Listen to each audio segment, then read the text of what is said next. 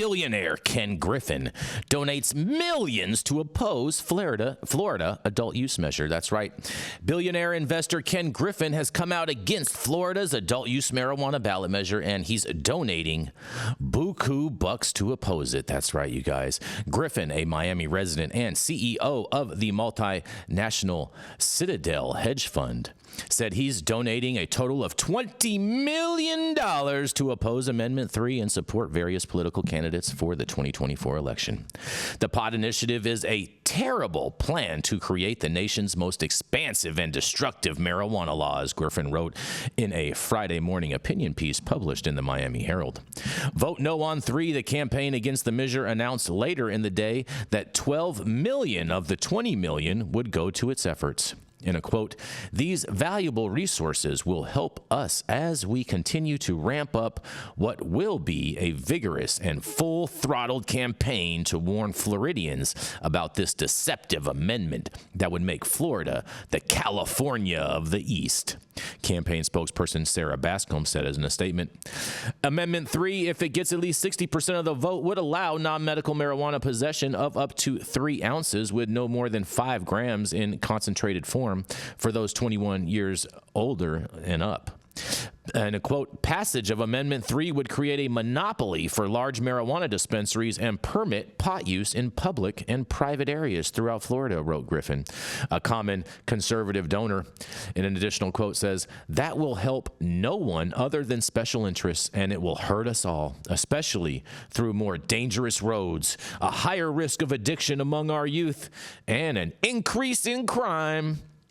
But Smart and Safe Florida, the group heading the pro-amendment campaign, has adamantly refuted those allegations. In a quote, they say, "The language of the amendment explicitly states that the Florida legislature retains the full ability to regulate the public use of marijuana."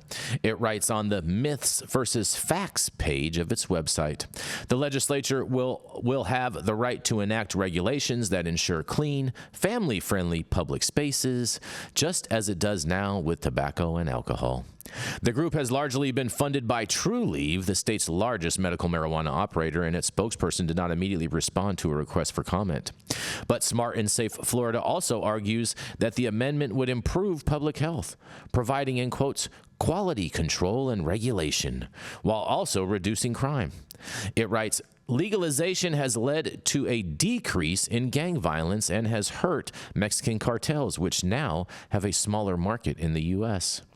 More than 1 million Floridians signed a petition to put Amendment 3 on the ballot so that no adult will go to jail for possessing small amounts of marijuana, and Floridians will no longer have to turn to street products laced with dangerous substances like fentanyl, said Smart and Safe Florida spokesperson Morgan Hill in a statement. In an additional quote, "We remain focused on communicating the public health benefits and expanding individual freedom of legalizing adult use marijuana for adults and creating a better Florida for all," Hill continued. "Most polls have predicted that the amendment currently has enough to support to pass despite ardent opposition from Governor Ron DeSantis and the Republican Party of Florida.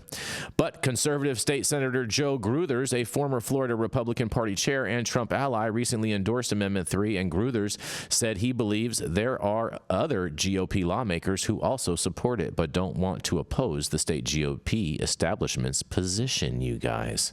Look at that. We got some closet Republicans over here supporting Amendment 3, they're stating. But nonetheless, I can't wait to hear what you guys have to say about this.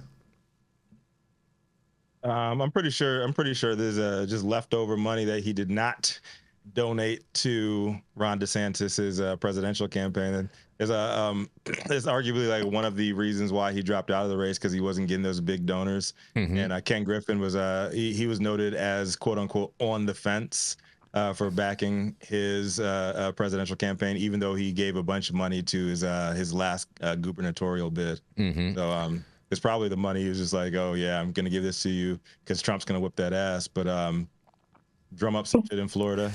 I mean, the money's yours. I do find it interesting. Can we get a soundbite of Rico saying Trump's going to beat that ass? Yeah, we can do that. Yes, 100%.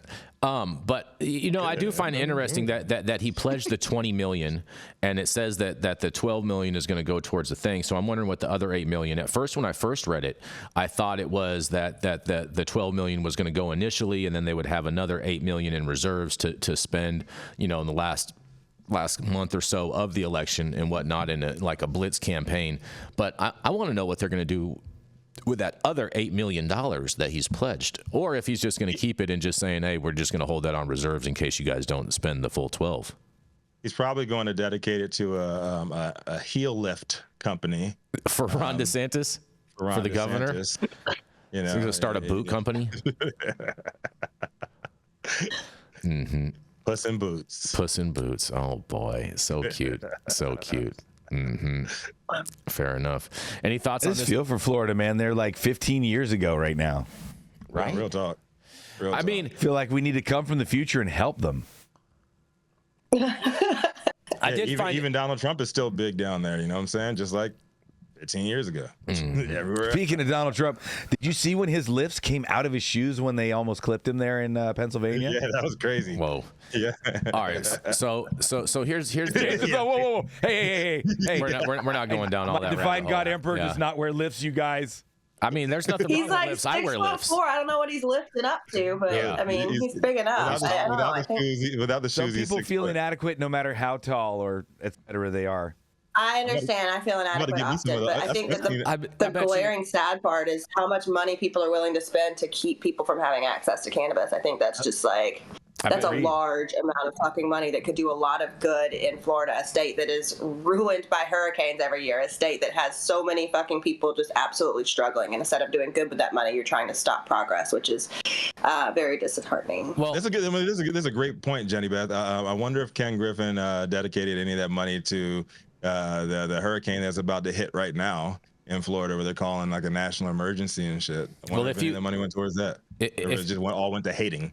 If you read the op-ed that's referenced in this article, you can tell where Governor DeSantis gets a lot of his talking points in regards to that he had released previously, and so that all makes a lot of sense. But I did find it very interesting in this article that the Amendment 3 people came out and said how that this will actually improve quality.